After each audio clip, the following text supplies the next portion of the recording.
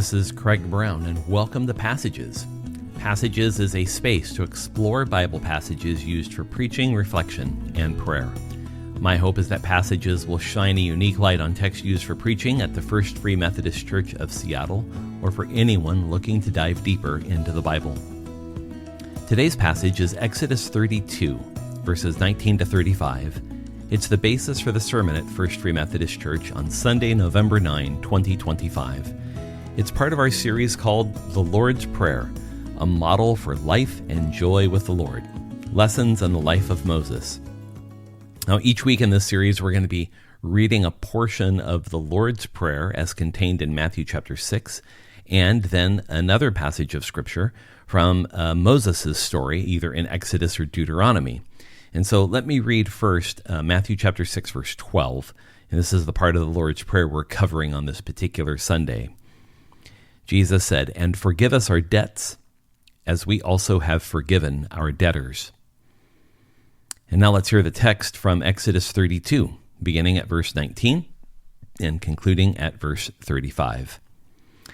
"And it came about as soon as Moses approached the camp that he saw the calf and the people dancing.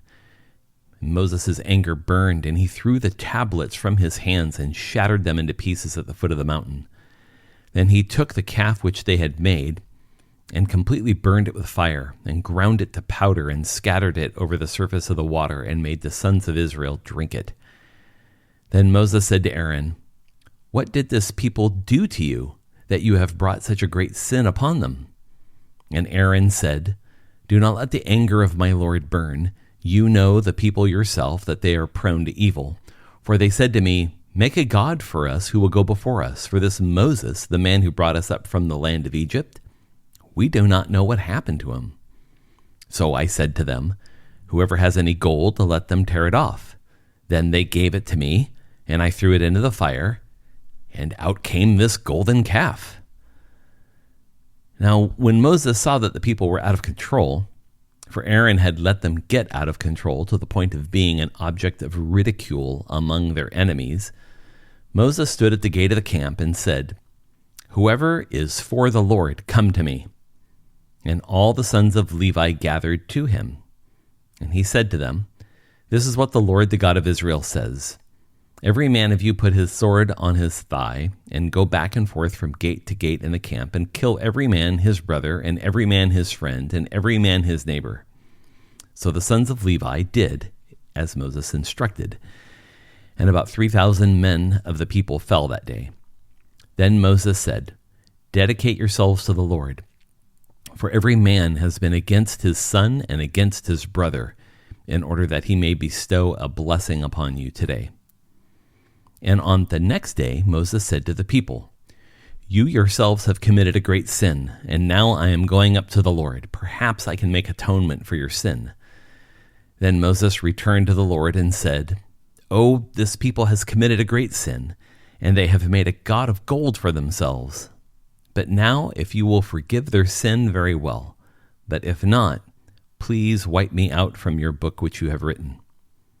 However, the Lord said to Moses, "Whoever has sinned against me, I will wipe him out of my book. But go now, lead the people where I told you. Behold, my angel shall go with you. Nevertheless, on the day when I will punish them for their sin." Then the Lord struck the people with a plague, because of what they did with the calf which Aaron had made. A rich and colorful text for those of us who have seen movies about the Ten Commandments. Of course, the most famous one from the late 1950s, the Ten Commandments, have images probably in our head of what this episode looked like. And so as we walk through it, I want us to be really careful to read what's in the text and how the Bible tells us this story rather than kind of popular ways we may have understood this story. In verses 19 and 20, the opening two verses, we really are reading here about a covenant broken. Now, Moses has been on the mountain with the Lord, Mount Sinai, receiving the law and the covenant from Yahweh. Now, at the beginning of the chapter, Moses is told in chapter 32 that the people have fashioned for themselves a golden calf. So he proceeds down the mountain to the foot of the mountain, and he sees for himself what God has described to him. In verse 19, he sees the calf and the people dancing and celebrating. So it's kind of easy to conflate Moses' anger burning, as it says in verse 19, with the destruction of the tablets which God had given Moses on the mountain. Keep in mind that the tablets each contain the 10 Commandments, but these tablets, more than just a record of the 10 Commandments, are symbols or signals of the covenant God has made with Israel. So Moses' response of breaking the tablets or throwing them down to be shattered is born out of the reality that the covenant with God has been broken. The language that we even use in English today about covenants being broken come from this very verse. Moses broke the tablets. These are signs of the covenant. Now, Moses, it says in verse 20, arrives and he takes the calf and he burns it. He grinds it into powder and he scatters it into their water supply to drink. Now, this is somewhat of a common practice. There's a story in the Ugaritic text of a Canaanite god named Mot, who was destroyed by another god named Anat. And when Anat had killed Mot, Anat did the same thing, burned Mot, ground him into powder, and then put him in the water. So we can also read other stories in the Bible that kind of rely on this kind of same way of dealing with idolatry. If you pick up 2 Kings chapter 23, you can read about Josiah, who brings an end to idolatry in Scripture much the same way. The calf that they had fashioned could, and I say could, we have no idea for sure, but this calf could have been made out of wood and then covered in gold, which explains why it would be burned, etc. So the calf may not have been solid gold, it just simply covered in gold. Regardless, it all opens up a key passageway to us. And it is this: our reaction to breaking covenant is more than remorse or regret. Our reaction to breaking covenant is more than remorse or regret. You know, the story here from Exodus is not the first or the last time we're going to read of idolatry in Israel's history. There is a great deal of consensus that the way in which this story is recorded, the way we have it today, is reflective of a similar story that occurred when Jeroboam was the king of Judah, and he had constructed 2 golden calves to be worshipped as representatives of the God who liberated the people of Israel from their slavery in Egypt. It's almost like a carbon copy of this episode that happens later. With that in mind, I'll talk more about that later. Moses' reaction to what's gone on cannot be overstated. His anger and his frustration are apparent here, as they are in prior verses when he's on the mountain with God at Sinai and there's a conversation about what the children of Israel has done. His anger and frustration is real. Anything that breaks covenant with God, the way we read this story, is to be treated with utmost seriousness. God's forgiveness can never be taken for granted. It is serious. It requires our immediate attention. And so as we go through the story, don't lose sight of the urgency with which everything seems to happen and how serious this episode actually is.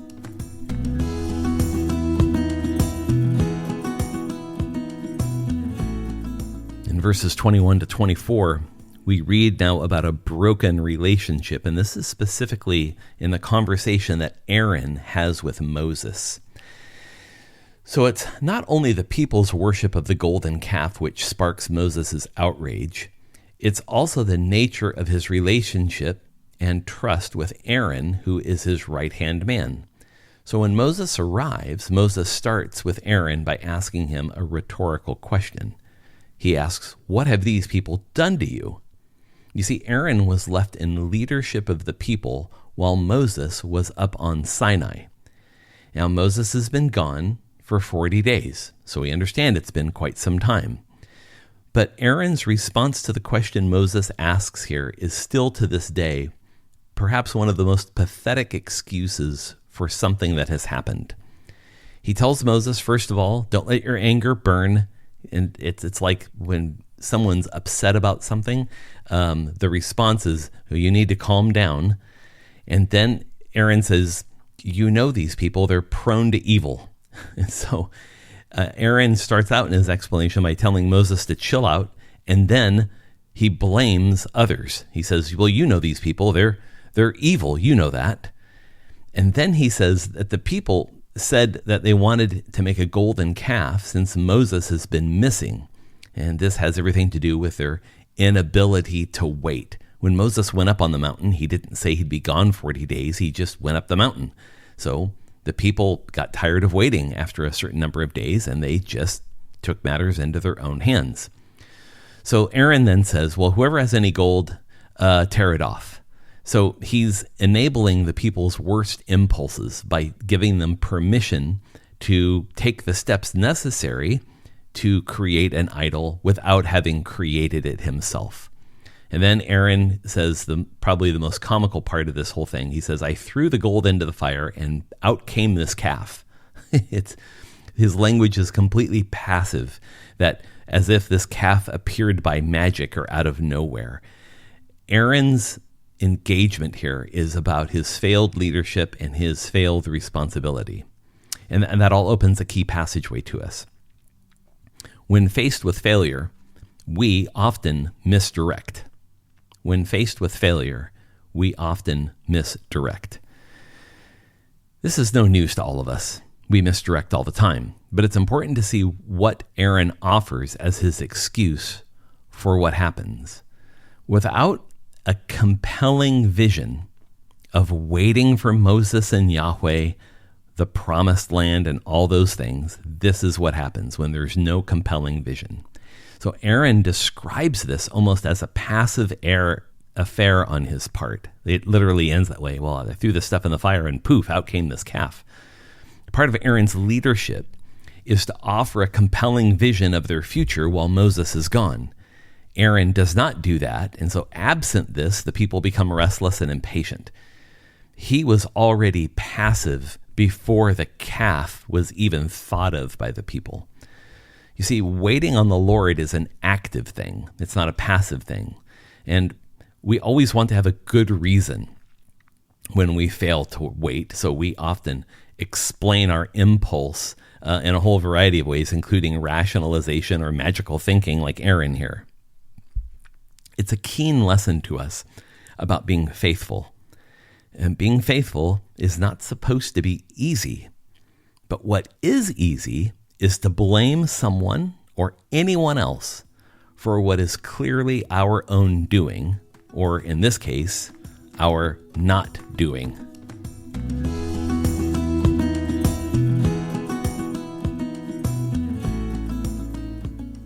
Verses 25 to 29 are perhaps the most graphic in the story about a brutal purification. This part of the text is more problematic because it's influenced by the other story we know in the Bible that's like this, and that's one I talked to earlier. That's about King Jeroboam. Jeroboam was the son of King Solomon, and Jeroboam was responsible for the nation of Israel being split in two between the 2 southern tribes of Judah and the 10 northern tribes of Israel. You remember Jeroboam created these 2 calves, these golden calves, to be worshipped by Israel as a memorial or remembrance to the God that brought the Israelites out of slavery in Egypt. So it's kind of an echo back to this story with Moses. And so there's a lot of scholars that think that perhaps this story about Moses was maybe even written in a form like this about the same time as Jeroboam. So it kind of functions as a reflective story about the dangers of idolatry and what's to come. And so it's really framed in kind of a brutal sense to help people understand the danger of idolatry. So the influences of Jeroboam's time are all here in this story in Exodus. And I don't want to try to confuse these 2 stories completely, but we have to remember that these stories in the Bible existed in an oral tradition, that they were spoken before they were written. And oftentimes when they were written down at a certain point in time for a certain reason and a certain purpose to accomplish a certain thing. And that could likely be the case with this story that we have here in Exodus. You see, Moses took note at verse 25 that the people were out of control. And notice who he blames for this. He points the finger right at Aaron for this. Then Moses, it says, went out to the door of the camp, and he asked an important question. And this is kind of harkens us to the story of Jeroboam that you can read in 1 Kings and in 2 Chronicles. He says, whoever is for Yahweh, come to me. So it's a question of fidelity. It's a question of judgment. So Moses announces to all the people who've just been guilty of idolatry. He's saying basically, everyone who's on Yahweh's side, come here. And the story tells us that the sons of Levi came to him. Now, what we have to be careful of doing is not reading into the story what's not here. It doesn't say that the sons of Levi came and no one else came. It's that the sons of Levi were among those who came, and he gave them a very specific task. And Moses tells them, take a sword, put it on your thigh, in other words, be armed. And then he tells them the most brutal part of the story. I want you to go out and kill everyone's brother, everyone his friend, everyone his neighbor. In other words, Moses is telling them to kill everybody that did not respond to his call. Whoever is for Yahweh, come to me. And the text tells us they did as he said, and 3,000 people were put to death. I mean, it's a brutal story. We'll hear many more stories like this as you kind of go through this section of the Bible from Exodus all the way through the book of Joshua and even into Kings and Chronicles. This story happens multiple times. Stories like this, I mean. So what happens then is after they kill 3,000 people, then Moses invites them to a dedication. And the dedication is for the removal of the division that has been brought into the Israelite way of life, which has been idolatry. That idolatry has now been excised. And in this case, it's been excised by 3,000 people being killed. So Moses says, now that we're pure, at least in this way, we will be blessed. So when we read this story, it's really hard for us to hold it in the 21st century. So we can read the story in kind of the context and go, wow, that's really tough. But what I'd invite you to do is look behind what's gone on in the story. And that doesn't mean ignore it, acknowledge it, but look behind it to find out what's going on here. And that the decision of the Israelites in this story, the way it's told, to build a golden calf represents something. And there's something at work in their community which is an existential threat to them. And it's somewhat like this, that if the Israelites embrace the way of life, the religious life of all of their neighbors, the Canaanites, and even by extension the Egyptians, they're going to become just like everyone else. Their sense of identity is going to be absorbed into those other cultures and those other religious practices. The Israelites as a people group risk their extinction by becoming idolatrous in the same way. And Moses is, in this story, ruthless in exterminating that threat to their existence. And it's really about the readiness of verse 29, being dedicated to the Lord. So let's talk about a key passageway here in a difficult passage of Scripture. And it's this, that sin requires that we directly confront it. That sin requires that we directly confront it. You might remember in Jesus' teaching about sin, he tells us that if our right hand causes us to sin, we should cut it off. Because it's better for us to enter into the kingdom without a right hand than to have sin in our heart. Now, when we hear this story, of course we don't take it literally. Jesus is using hyperbole or exaggeration to make his point. Now, just because we don't take him literally doesn't mean that we do not take him seriously. The only way we can hold this brutal story is through their lens of sober purification. In Moses' case, this threat of idolatry was a threat to their very existence. Our call today is to be keenly aware of where we have sinned, in some ways very much like the Israelites, to confess it and to bring reconciliation. This is the urgent, pressing work on our life. It's important that we take care to confront these things in our own lives, because we need to ensure the work that God is doing in us. In other words, to cooperate with it. So if God is ridding us of the burden of sin, we need to cooperate with that work of God, because it puts everything at risk in our life. If we just live and work and play like everybody else in the world, we risk losing our salt and our light in a world that literally has not much flavor and has not much light.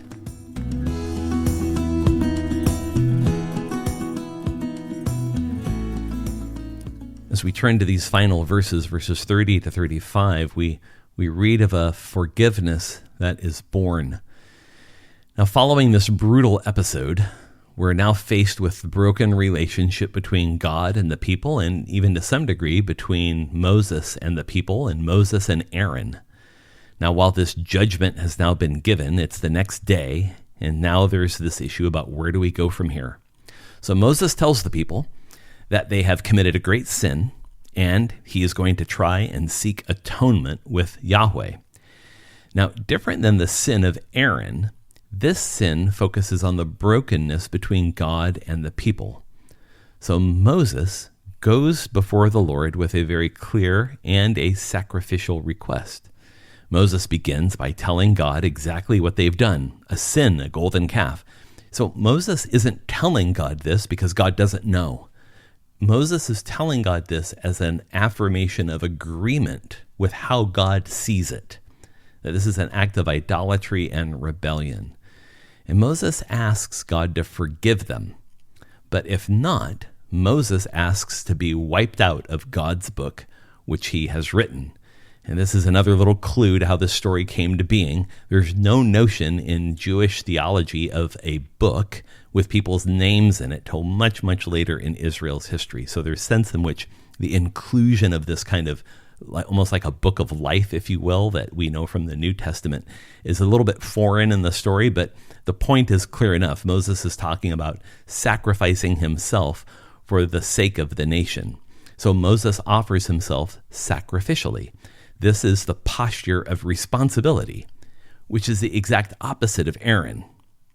Moses understands that the people are in need of forgiveness, and Moses goes to any length to try and secure it. Now, Yahweh's response to Moses' very virtuous act is to make it clear that this is the sin of the people and Aaron and not him. So in this case, there's not really anything he can do to transact this forgiveness. God alone can do this. And by the way, it's the same today. God says that whoever has sinned will have their name removed from the book. And then there's this foreshadowing that comes out of what will happen over time. There's going to be a plague that comes. It sounds very exacting. It doesn't sound very forgiving, but Moses is told to keep leading the people to the promised land and that the angel of the Lord will guide him. The situation for which Moses is interceding can only be handled by God himself. And note how the story ends. It's interesting how God speaks about this in the end of the story. It says, because of what they did with the calf which Aaron had made. So there's, for the first time in the whole story, God states quite clearly exactly what happened here, despite what Aaron is trying to do to confuse the matter. It's a final key passageway for us. Forgiveness is a sacrificial act. Forgiveness is a sacrificial act. Now, Moses seeks a way to transact the forgiveness which is needed by making a sacrifice of himself. And Aaron's response is the opposite. Aaron blames, he casts aspersions, he points the finger. The contrast is completely apparent between Moses and Aaron. So you see, forgiveness requires the surrendering of blame. We have to let it go.